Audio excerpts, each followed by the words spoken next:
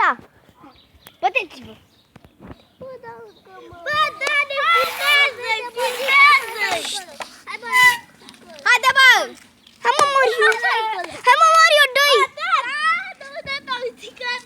Hai, mă, dă-i!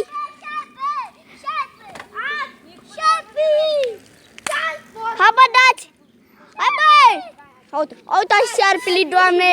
Uitați! A prins nebunul de Mario! Transformă-mă în șet. Și acum Mario îl bate pe Andrei, îl dă de umflă. Hai, Mario!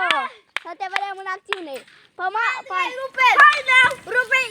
Dă-mi vaina, pende-i maina! Ardei! Dă-i noi cum ne-ai dat și mie!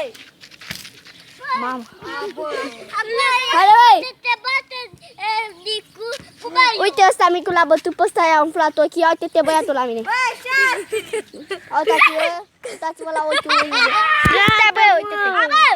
Bam! Uitați șarpele de nebunul l-a prins. A dat cu el de pământ, acum pune până. Acum să înceapă paraghelia. Uite, acel mic luptător nu vrea să lupte.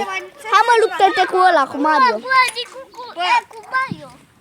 Uite, l-a bătut pe băiatul ăsta, l-a bătut ăsta micul de la rupt. Pe toți de aici, în afară de mine. Uitați nebunul care vine acum spre mine. Nicule, să calci șarpele mașina, bă! Aoleu, să nu loviți să vă cer noapte. Aoleu, aoleu, aoleu, aoleu, aoleu, aoleu. L-a lovit pe acel micuț care e bebeluș. Se încheie această filmare cu șarpele.